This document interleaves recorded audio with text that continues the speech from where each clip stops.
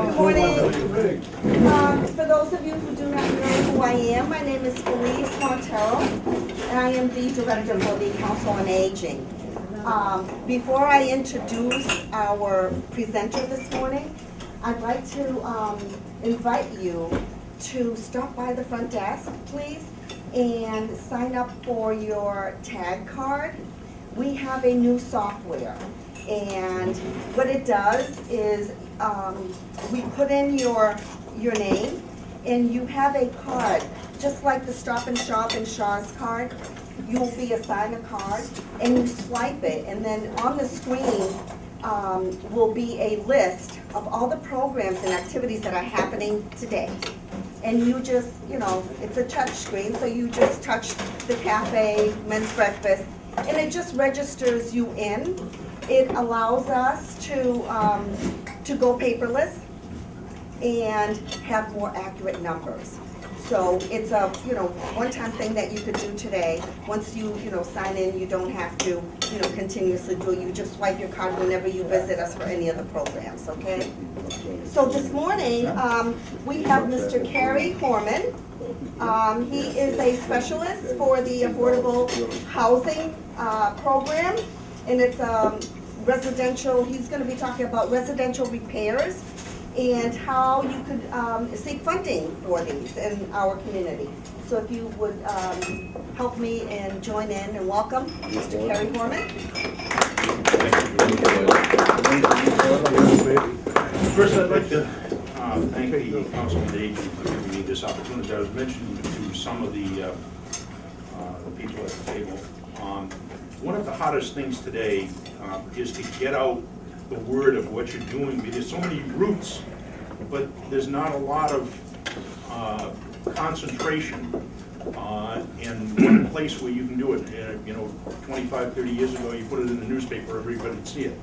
Or if you were advertising on television, one of the major channels, people would see it. Today, everything is diverse, so it's very hard to do. So we really appreciate this opportunity to come here and explain what we're doing. And so that brings the point who we are and what we're here for. Well, I heard somebody say he's a bureaucrat, he's here for the free lunch, or the free breakfast. I'm only a part-time bureaucrat, so it's only partly true. But even in the private sector, I never missed it for years. I'm here. I work for two different groups on a contract basis. One is the Born Housing Partnership, and the other is the Housing Trust. The Housing Partnership has been around, I think, for 15 or 20 years. I've been working with them for 7. And the trust was formed in 2009. The difference basically is this. The Housing Partnership is a committee of the town, similar to the zoning board, although we don't have any regulatory function. What we basically do is review proposals for affordable housing. We monitor the sales and resales because when it comes to affordable housing ownership, there's certain eligibility criteria that you have to meet. We kind of advise the town on any affordable housing issues, and we develop programs, financial programs, to assist people with buy houses in town. And those are all directed at people in the moderate income areas. We in the government bureaucracies use the term 80% of median income. Median being half the families in town, in an area, would have above a certain income. The other half would be below. We work with people that are at the 80% of median. Okay, so they're below the middle income area. But in the town of Bourne, statistically, since it's done on a county basis, that means 51% of the households statistically would be eligible for these 80% house income levels. So it's half the town could participate in a lot of these, meeting other criteria. So we do this. One of the things that Lisa Devaney was going to be here, but she couldn't come. One of the things that we do is we work with the group that's doing the downtown revitalization. We initiated the the program, the community development program, got that going, got the grant writer on the initial point, and so that's, I don't know if you know much about that, but Lisa, when she comes in April, will be explaining that. It's a very, very successful program, not only just in Horn, but it's been used all over the country with cities and towns to help revitalize it. It includes housing rehabilitation, in this particular case, downtown storefront and sign grants and assistance. So the partnership is basically an advisory group and a financial group. The trust was created under state law that allows towns to create entities that can go out and buy land, can sell land, can build houses, can do real estate transactions. The partnership can't without going to town meeting and getting approval on the specific. The trust can. So the trust is made up of 5 members. Lee Berger is the chairman of the zoning board. He's on it. We have Judy Reardon, who's been involved with housing and regional planning as a retired school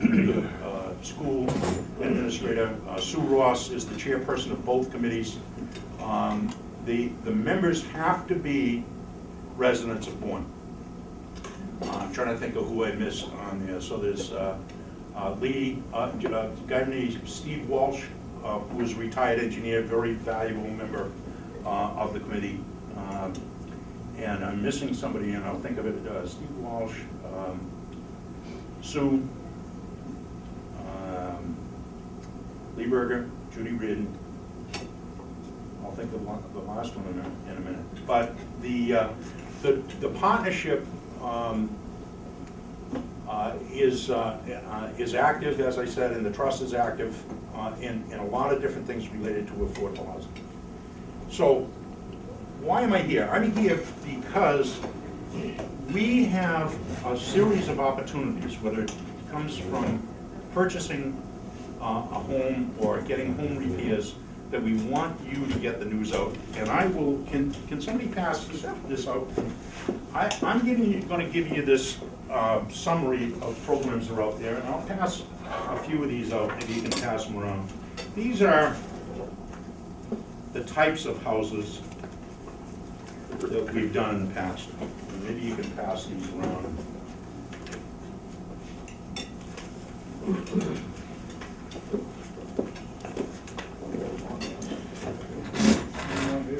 There are opportunities for people to buy houses in town, okay?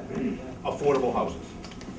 The sources of those are the resales of existing affordable homes and new ones that we build, or new ones that private sector developers build. We want people to know that. We have what we call a resale ready buyer list. People apply, we determine whether they're eligible or not. And then when these resales become available, we usually can very quickly move them in and buy one, as long as they're, for example, we wouldn't want to put a single person, household person into a 3-bedroom house. But these houses have ranged from $144,000, we sold one a while back, to about $210,000, $217,000. And they're usually 3 bedrooms, although some of them are 2 bedrooms and a bath and a half. These are assets of the town of Bourne. Okay, your grandchildren, your children, your daughter, you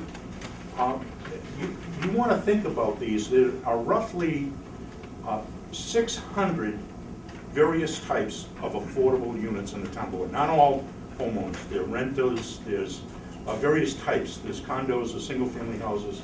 Most of that, only 15% are single-family. The rest are rentals that the housing authority operates for the most part.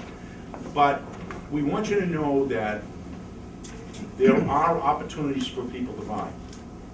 Now, one of the things, so we're looking for buyers. We put ads when we can in the Council on Aging newspaper. We have websites, we have all sorts of things. In that form, you have my telephone number, you have how to contact us. if somebody is looking to buy an affordable house, and you'll see the income criteria on the back of that form, we want to know that. It's hard to find, not people that want to, but people that qualify, either because of their credit or their income, or the state has a term called first-time home buyers, and that shouldn't frighten anybody away. That means that they haven't owned a house in the last 3 years.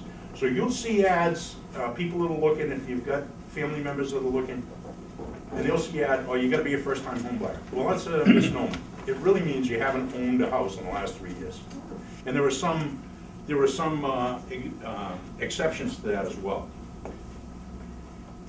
So we're looking for home buyers to buy usually 2 to 3 houses a year come up from the old group that we've already been built. Or when I say we, most of these have been built by private sector developers under the 40B program. Pilgrim Pines, for example, and Nightingale Pine. So they're nice neighborhoods, nice houses, and they're a very valuable asset to this town. We build a few. We've had programs where over the last few years, or in the last 7 years, there's been about 9 properties, I believe, that have been built where we get the land, or we get the land and it goes to a developer. This is, these are scattered site. We only do one in a location. We're doing one right now that we're seeking developers that would be on Old Plymouth Road in Sagamore. The house will be somewhere between 1,300 and 1,400 square feet. It will have a bath and a half to 2 baths, depending on the design, and will sell for $179,500. So the opportunities are there. And I tell the young families, and the best part of my job is working with these young families, because they're struggling. You know, they're paying $1,100, $1,200 a month rent, and I'll explain a little later, but sometimes they can get in, depending on their situation, for $800 a month for taxes and mortgage.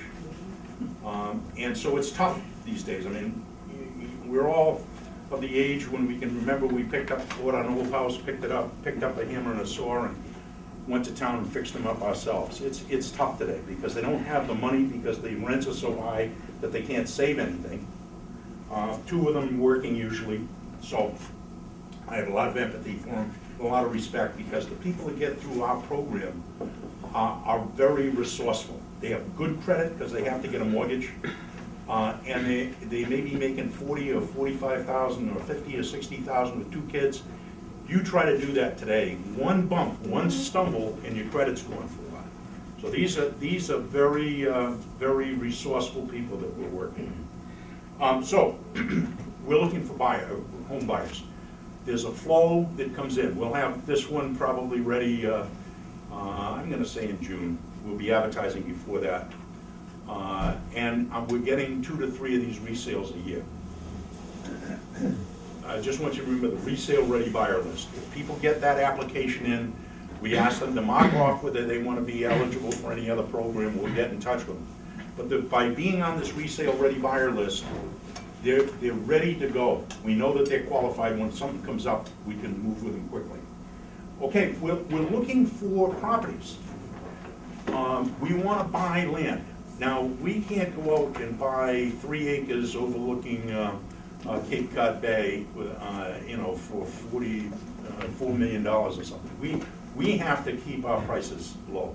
You can't do affordable housing and make money on the affordable units. The way developers do it is they do some affordable, some market rate, and if it all works out, the balance is that they make money. When you're doing just affordables like we do, you can't make money. There's a subsidy. So if we sell it at $179,500, chances are, with the land and the cost of the building, we have to bring that cost down. We do that with a subsidy.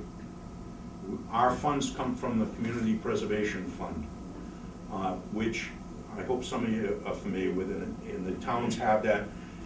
Each year the town kicks in some, the state kicks in some, and you can use it for 4 purposes: open space, recreation, historic preservation, and affordable housing. Each one of those segments has to have at least 10% of the kitty. Affordable housing traditionally has gotten just that 10%. The rest of it, so if you add 4 up and it's, you have another 60%, that can go to the other any way the town wants to divide it up. So we always live on that 10%, which is the maximum, the minimum the state allows. So we instituted a program,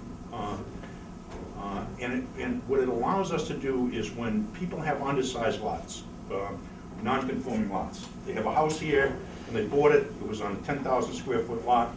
They have a house, lot next door, and they, right now the zoning is 40,000 square feet. They gotta combine the two. We passed an ordinance that said through the town meeting, that in that case, if they guarantee that the use for that adjacent 10,000 square foot lot went to affordable housing, then they could get a special permit and we could build a house on it and sell it. We are negotiating on a lot now. We're always looking for them. I identified about 500 potential lots. After we got done with floodplains and all sorts of other different criteria that would exclude it, we get down to about 83. And I've contacted, as best I could, every single owner. And we're getting a slow response. We're working with one right now that we're negotiating on. And my sense is that as time changes, people will, one person, maybe there'll be somebody that wants to move away and they say, hey, here's an opportunity to do something, or that it's a husband and wife, the husband or the wife passes away, one wanted to do it, the other one didn't, the opportunities will come about. So it's a long-term strategy. It's not producing hundreds of lots. I think the planning board early on said you can only do 2 in a particular district of the town per year. Well, that was because they thought there'd be a flood. We hoped there would be more, but there aren't. So we're working with that. So we have to, and Bourne, when we're doing these affordable houses, we have to try every route that we can. We build them, we buy the land, we build them. We do the resales of the affordables. We've developed programs where we take a subsidy and say to the homeowner or the potential buyer, you go out and find something, we'll help you bring down that price to affordable. Now, one thing I do not want to leave today without making sure that I make you aware of. One of our best tools in this region is the U.S. Department of Agriculture, what you all probably know as the Farmers Home Loan. We're at risk of losing eligibility, the entire Cape, because of changes in eligibility requirements that they were contemplating in Washington. As of January 15th, we thought it was all over, but it's resurfaced, and the Cape, in particular, Bourne, will still be available for it. I'm going to be talking about a housing repair program in a little while, but the USDA, what is now known as rural development, what used to be known as Farmers Home Loan, some of you probably used. I seldom make a presentation where I don't find somebody that says, I never would have been able to own a house if it wasn't for that program. Okay? It's fantastic, and it's fair. What they do is, if the feds borrow money at 4%, let's say, they can lend it out as low as 1%, and this is the USDA, for a term of 38 years. That's not really what the mortgage is. The mortgage to the homeowner is somewhere around that 4%. But they subsidize the monthly cost down, and then over time, they will recapture some of that subsidy. When it comes to affordables, generally, they haven't had a lot of experience. The sense is that they're not going to look for any recapture. What that means, though, is this, I just ran the numbers yesterday. Take a family of 4 coming in, and we want to sell them a house at 180. That's going to cost them, under current, with 5% down, with current interest rates for 30 years, it's going to be somewhere around $1,200 a month. Okay? That's what they're paying for rent. No. if not more. If they are eligible for the lowest rate under the USDA, their monthly cost, including taxes and everything else, is gonna be in the neighborhood of $800. Now, these new ones that we're building are so energy efficient that one of our recent sales, the woman who owns the house, has reported to us that $40 to $60 a month in the middle of winter on natural gas. So you think about, for a family that's trying to struggle to get by on $45,000 a year in today's market with a couple of kids, it's an incredible tool. The USDA, the people are experts. The program has been around and tried and true. It's a great program. And so we still have it. We have a great relationship with them. So, as I mentioned, we're looking for buyers. We are looking for land. What our thoughts are basically in the trust. When I speak about us looking for land, I'm talking about the trust. Is this: we've been trying to find these individual lots. And we've had some success, we've had some failures, where you get down the line and then you find that there's construction debris on the site. The drainage is bad, or there's a title issue. A lot of these lots that we're looking at are around because they've had problems. We don't expect that we're gonna find many lots that are perfect without us putting some effort into it. But what we need to do is we need to work closer with other developers in town that are maybe gonna do a project with no affordables, and we come in and we say, hey, look, if you work with us, we can help you financially in the project if you do 2 or 3 affordables as a tied in. We wanna do that. And we need to look at bigger sites, and if we get into bigger sites, then we probably would wanna advertise for developers to come in and work with us. So, if you know anybody that's looking to buy a house, if you know anybody that's got land, particularly these non-conforming lots or large parcels that are thinking about maybe selling something, let us know. Right? I'm not sure that we can offer them the best deal, but you never know.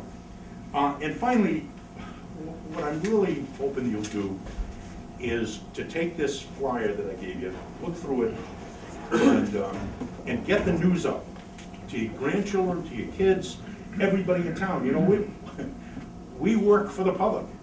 Everything we do is open to the public, and we want to get this information out to people. And I'm going to go through just some highlights. But when you're thinking about affordable housing and you question in your mind, why are people doing this? I just wanted you to know a couple of things.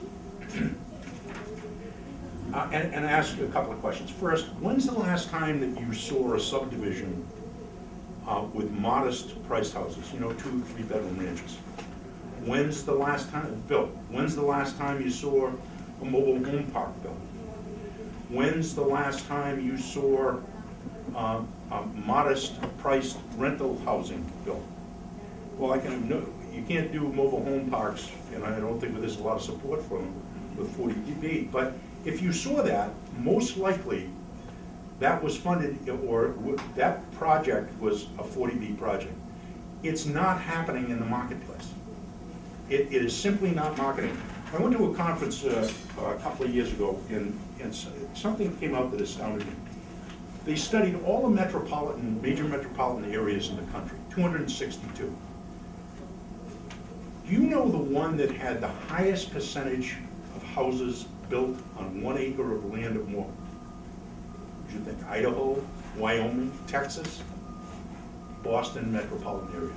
30% of the houses, and during the period of time that was studied, 30% of the houses were on 1 acre or more. The average size in the Boston metropolitan area was 1.3 acres. That's bigger than a football field for one house. They compared this with Sacramento. Now remember I said Boston was metropolitan Boston was 30% of the houses were on 1 acre or more. Sacramento, 7. San Diego, 8. Houston, 12. These are all percentages. Salt Lake City, 5%. Atlanta, 18%. Seattle, 12%. Only 14% of the new homes in this area were multifamily. 23% in all of the big cities, and 27% for the fastest growing big cities. Atlanta was 17%, Sacramento was 17%, San Diego was 26%, Seattle was 31%. We have restricted the ability for people to build lower cost houses because we're asking so much per lot. So I was a land developer. You go in and if you had to do 200 feet of frontage and your cost is $200 a square foot, in one place, if you only have to do 100 feet of frontage, your cost is half. You gotta go 200 feet, you double. That's what we're doing. So this is not a political effort to support 40B. It's to place the reality of why, part of the reason why we have such difficult time for people finding housing that's relatively inexpensive. One other point is that between 1997 and 2010, 78% of all new affordable housing units in rural and suburban communities, excluding group home beds and homeowner rehab loans, was the direct result of 40B. In eastern Massachusetts, rural and suburban communities, the figure is 80%. So 80% of the affordable houses built since 1997 were tied to 40B. And again, 40B is a reality. I'm not saying that it's the right thing or the wrong thing. It's simply the way things are. And that's why these programs exist, because of the need. Okay.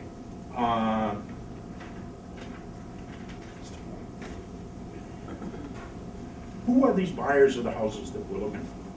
To backtrack a little bit. They're typically local families. One member of the family or another is raised and born. They're local cops. They work out at the young cops. They work out at Otis.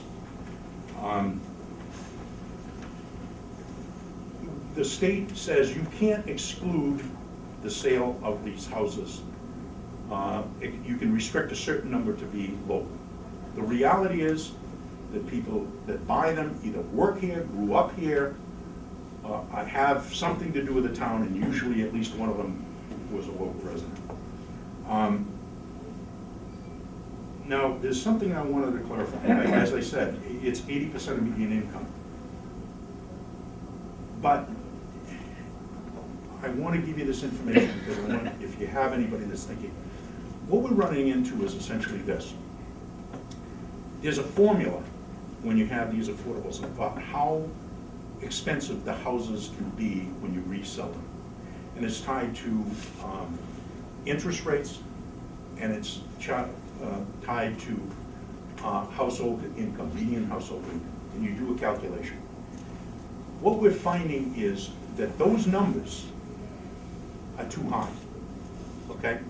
And that the people below 80%, and we can't change those. These are legal documents. We can't say to that current homeowner, you can't sell that house for $200,000 because there's not a market for it. They have the right to sell it for that. So a lot of these deed writers allow that if you, after a certain period of time of sales effort to 80% median income, people can just throw up their hands and say, hey,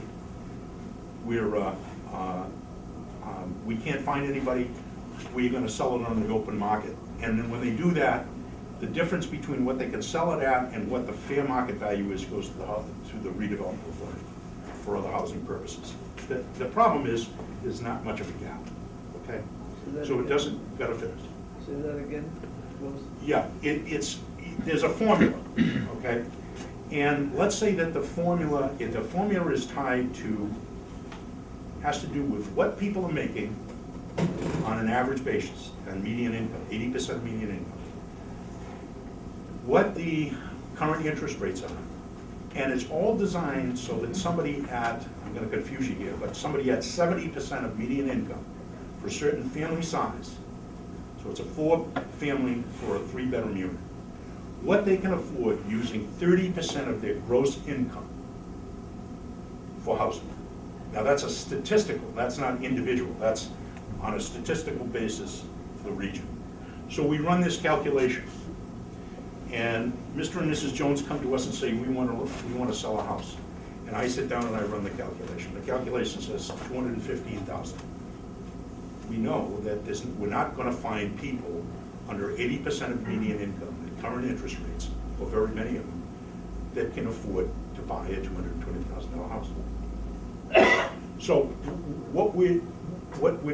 the state is finding this problem all over the state. This isn't a Bourne problem.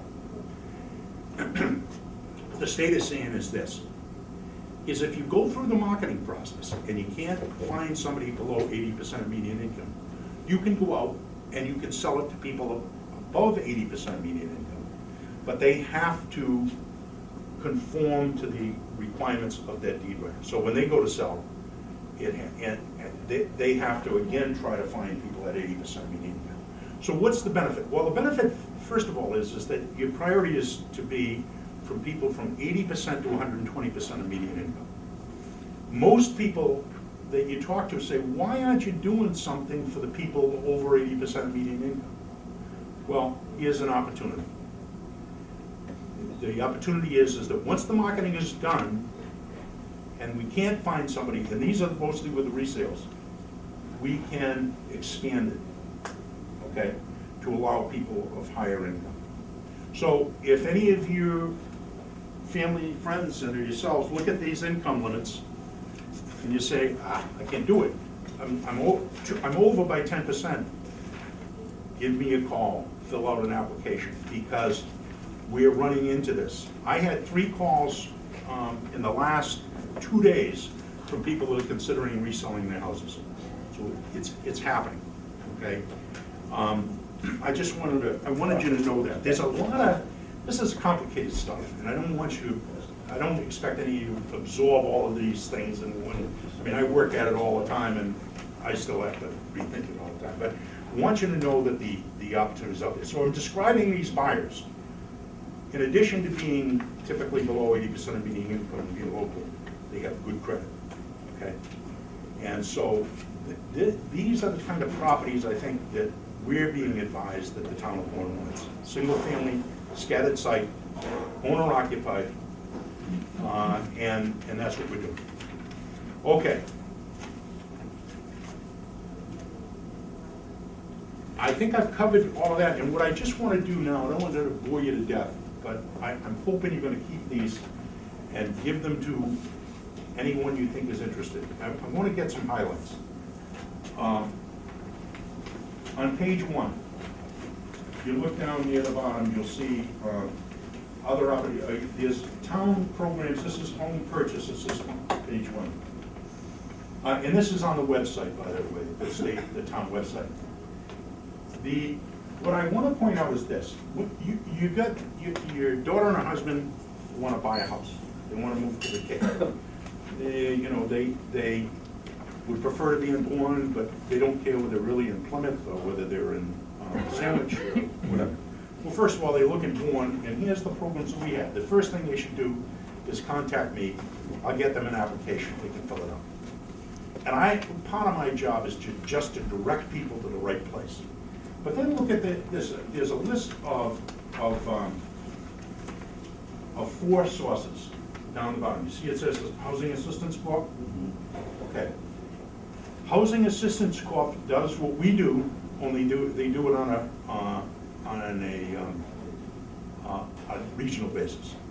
So they're doing it in Falmouth, they're doing it in Katuitt, they're doing it all over. So if they get in touch with Housing Assistance Corp, they have the flexibility, and HAC does projects in Bourne too.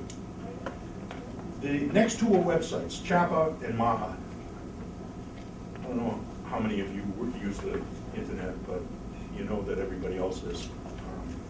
I use it as little as possible, but that's all the time. These are 2 websites. If you're looking for a house, the state says, I don't care who you are in the state of Massachusetts, if you're building a new affordable house and you're selling it as an affordable, you have to advertise on these websites.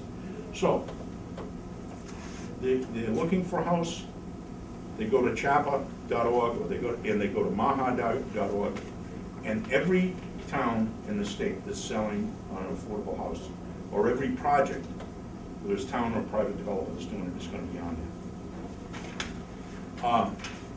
I'm going to the next one. I marked the big secret. I just read an article in the Globe, one of the people at the State Department of Community Development, somebody down south. We always talk about why is it so hard to find eligible buyers, and it has to do with the restrictions are so strong now. People that are in that 80% of median income are, they're the most fragile when it comes to credit.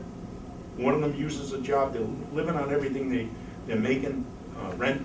They stumble, you know, they have problems with the credit. So they have, and I do some work in mergers and acquisitions, and I do a little bit now. I used to do it full time. And one of the things that we tell people is this, that want to sell a company, that buyers are most aggressive when they can see daylight and a good economy in their mind for 2 to 3 years out in front.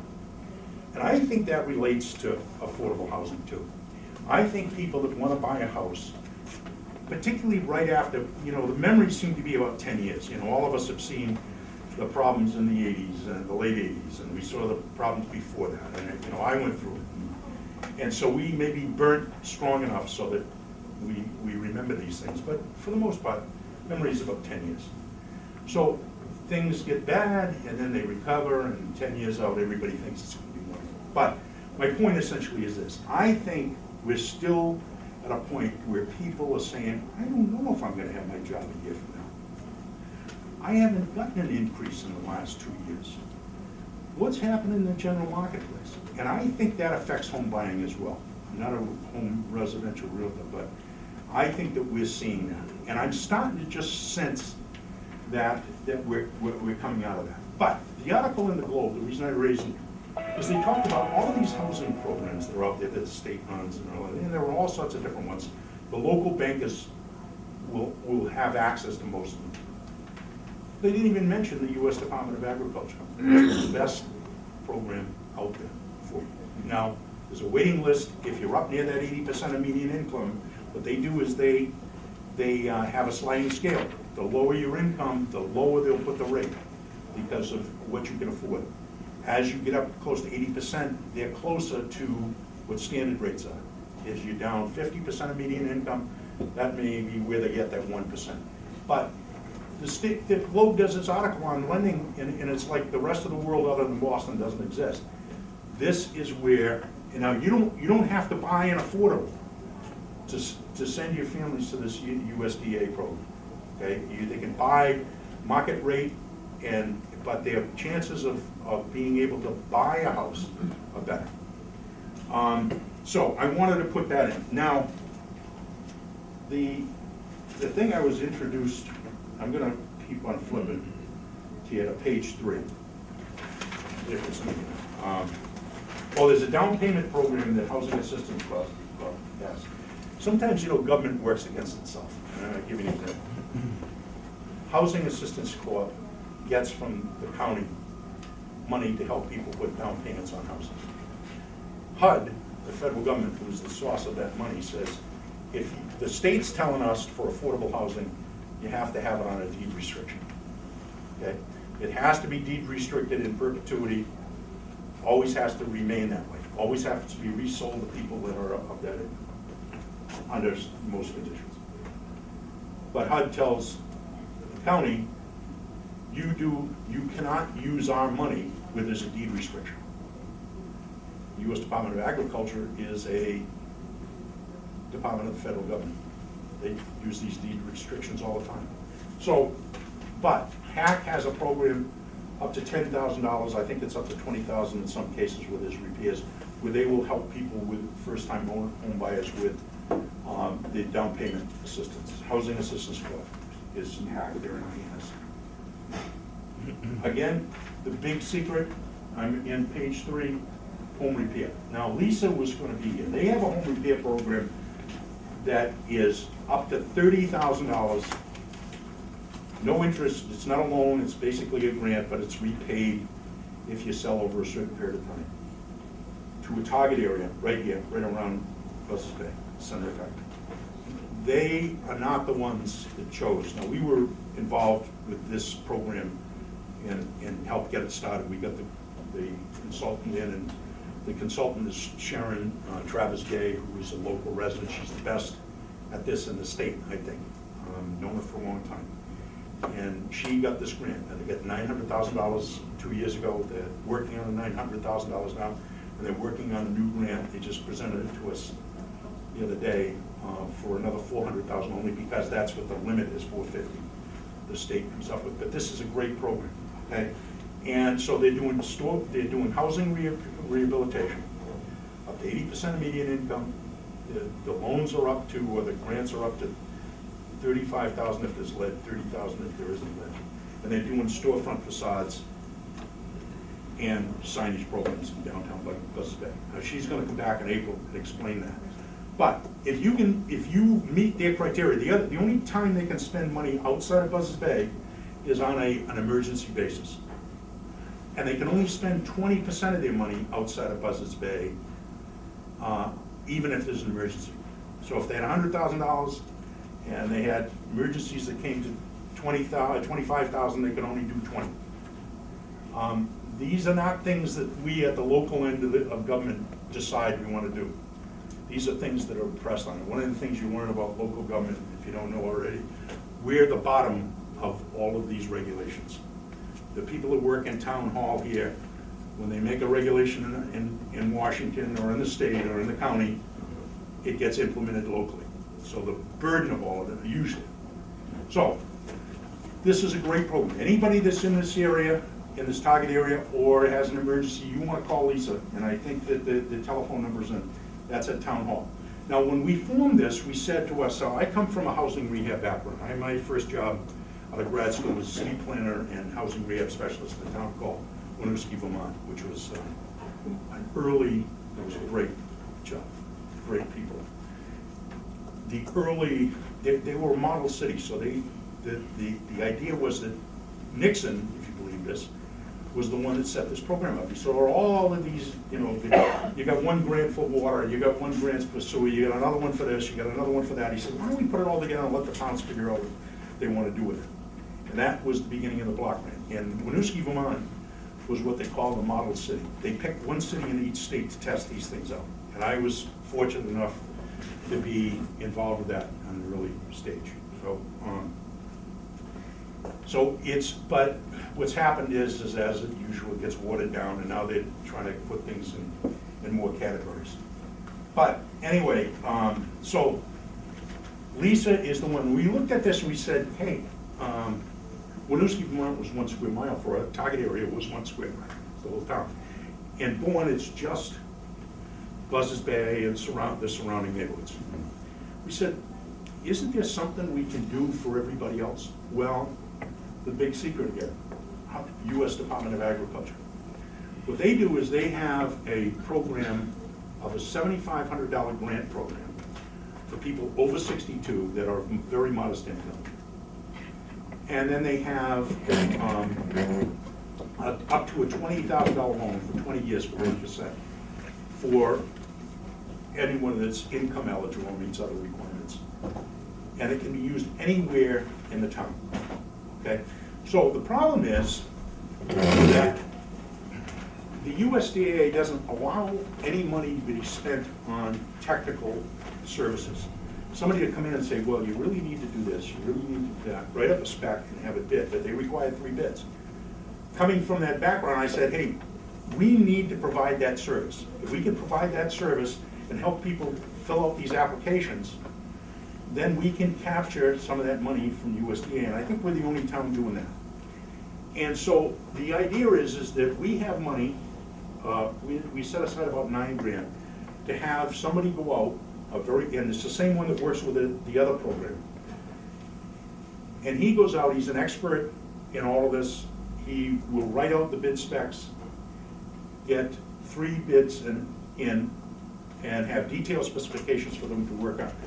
I help usually the people put together the application. We kind of serve as a middleman to the USDA. The USDA can't advertise, and you can't use USDA money to do this spec writing stuff. So we want to get out the word. We've been running the program, we did 6 last year, and we've been kind of trying to rush people in because we thought that we weren't going to be eligible after July 15th. But as it turns out, now it's eligible again. So we want to do this. There'll be a time, and it may not be too far from now, where these two programs are combined under the same staff. Okay, there's no sense for us duplicating. The reason we've duplicated is because the block grant is an annual thing. You never know whether you're going to get it or you're not going to get it. So and at the same time, the people who get paid from the block grant really can't, unless there's another source of fund, be paid to do this on a part-time basis. So it's a bureaucratic thing, but I think we're going to get to the point where we're going to have both do it. So there's also these home repair programs, all right? So I hope you're going to get that out to you. One other one with people our age, we know these people. Now, one of the things that I want to mention something else about our houses, but this is called SMART. This group has money on a regional basis to help anybody that needs handicapped access. It could be an elevator, a lift of some type inside the house. It could be a ramp. It could be anything. And they're out there. And you know, I was involved with a project with them, and I think it could get done. I was not involved at the end of the project, so I can't tell you how the experience has been, but I know that people swear by this group. So there's other programs in here that I've listed. If somebody has a septic system problem, the state has money out there, septic repairs.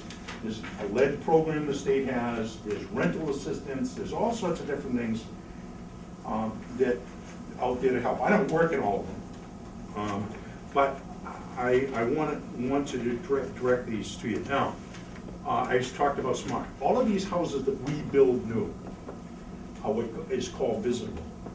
And that means that the theory is that chances are, if you own one of these houses, sooner or later, there's going to be somebody that either needs to live in there that needs to wheelchair access, or visits. Your mother is visiting and she's in a wheelchair. So what we designed it, and the cost is somewhere around about $200 to $300 more per house. And all we do is instead of coming in and grading an asphalt walkway up to 2 steps, we grade it so that the asphalt walkway comes right up and lands onto a deck, and it is always a cover over the deck, so that you can come right up from the driveway in a wheelchair without going up steps and go right into the main door. All of the hallways in the houses are designed for 36 inches wide for a wheelchair, and all of the doors have the width. And we tell the builders, just went out with an RFP, request for proposals. We tell them, when you come in, the first family may buy this, may not need any type of handicapped access, but somebody down the line may. So we don't want you we don't want to have to go through any structural changes. We don't want to widen hallways. We don't want to widen doors. We don't want to do anything that is a cost like that if it needs to be converted for handicap. So that's what we're doing. Be happy to answer any questions or leave you alone and let you go home with this. Yeah, just a question on the affordable housing. Yep. I've always heard stories where if I want to build a house and it happens to be somewhere near marshland, and of course the town says you can't build there now, it's not buildable. But if someone comes in with affordable housing, they say, well, we don't need to go through conservation, we can build it there. And they go about and they build a home there. Are you exempt, or is the affordable housing group within a town or a state, are they exempt from the same type of rules and regulations that the rest of us have to follow? I will answer it this way. I haven't run into the situation where that has come up, where there's a, but what I would say is that I don't believe that that's the case. I believe in certain areas like wetlands, that type of thing, or floodplains and all of that, that the developer would be under the same restriction. Really what 40B allows is, if you, under the current zoning, let's say that the lots were 40,000 square feet, Right. and you got, let's make it easy, you got 400,000 square feet, so you got 10 lots. And the developer says, you know, this would be a good area to develop in a higher density.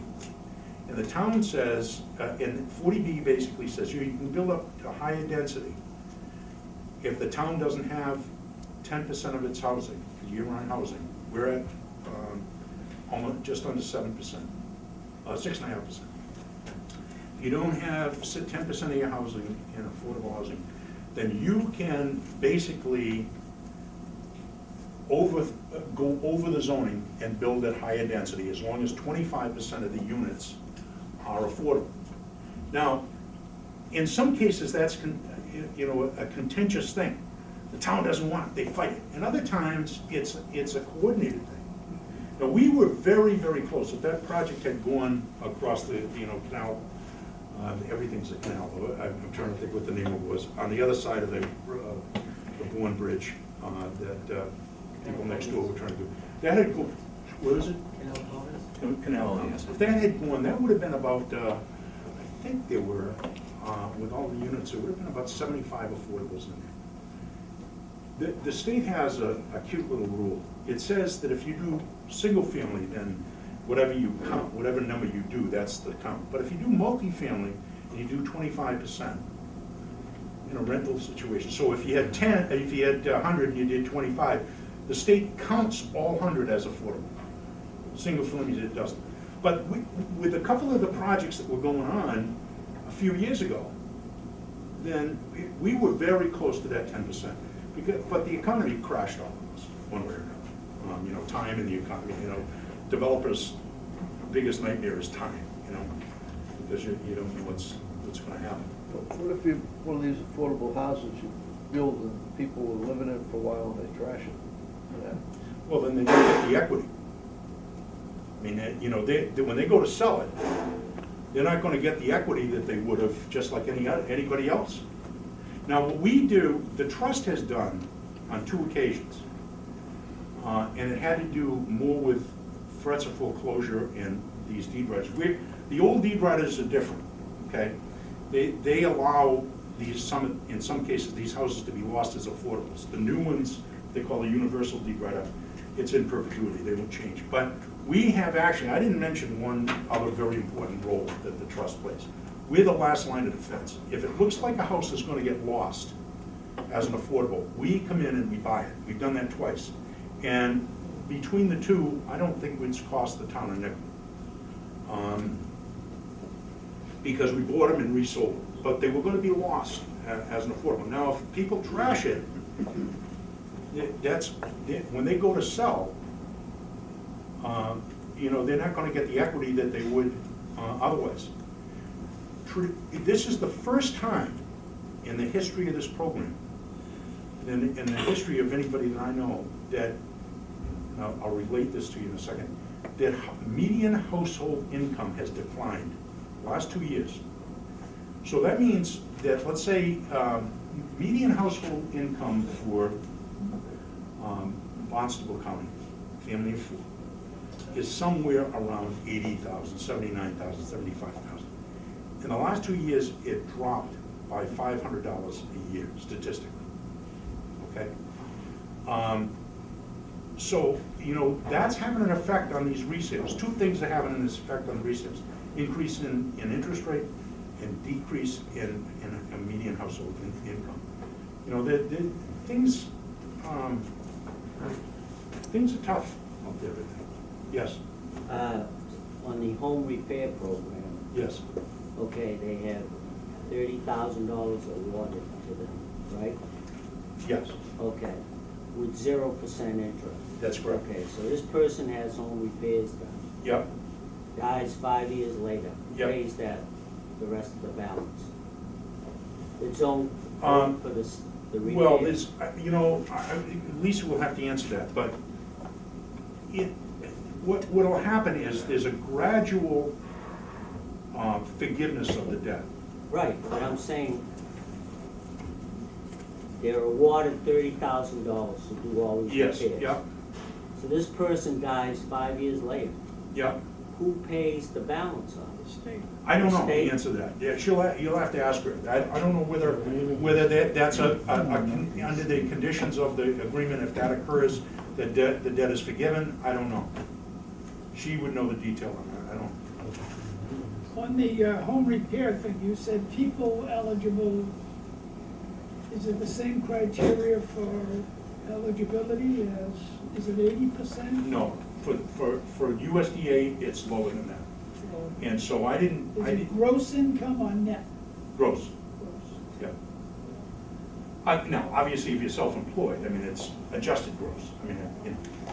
But it's, yeah, I put that table, the income levels just change every year because of the statistics on median household.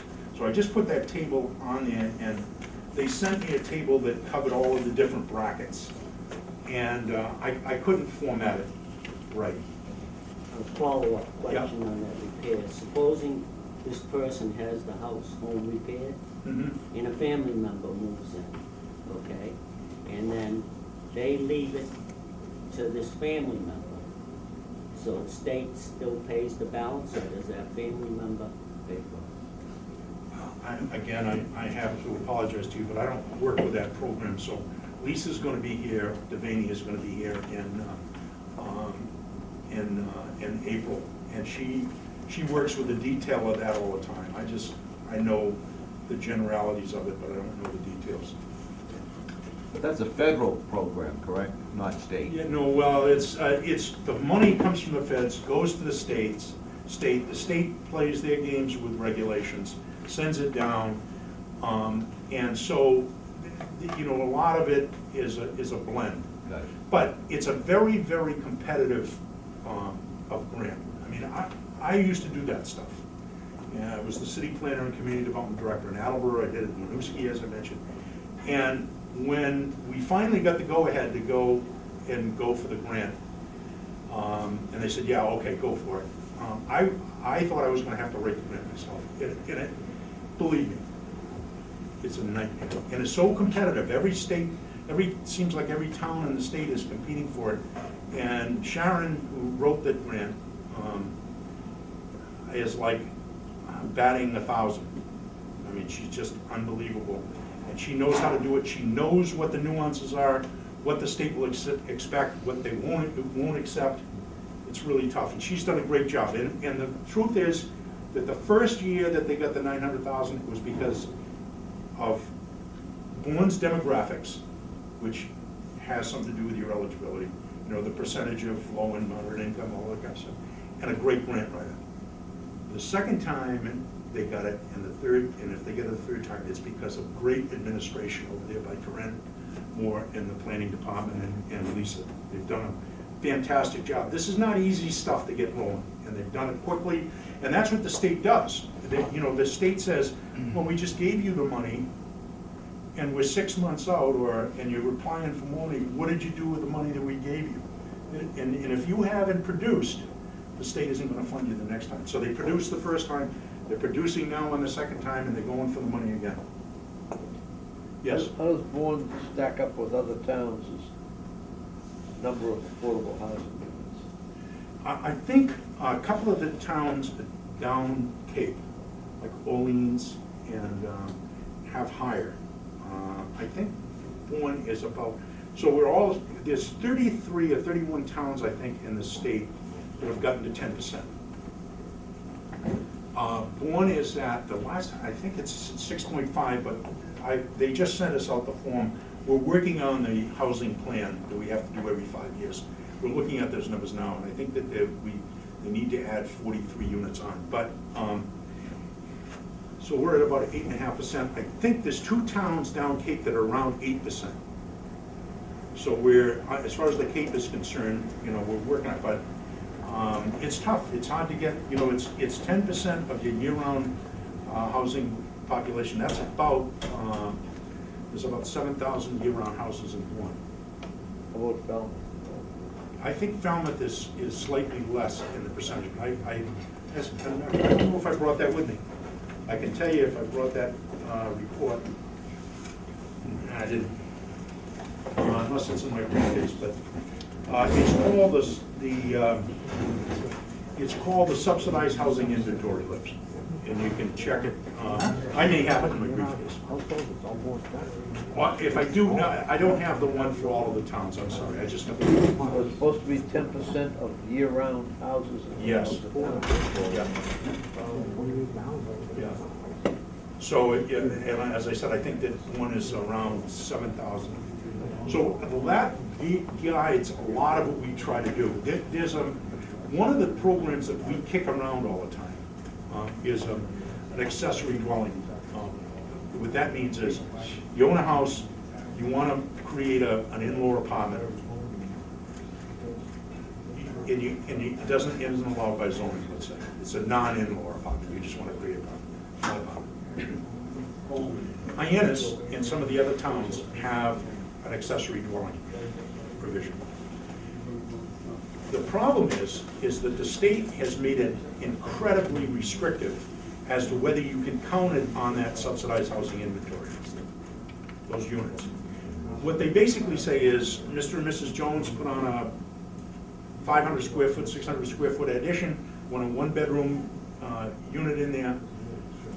What they have to do if they want someone to rent that is they have to advertise it just as the housing authority would, and have to basically pick from the first 2 or 3. They check credit and everything, but you can't say, I built this, my niece's meets the affordability requirement, I want her to live here.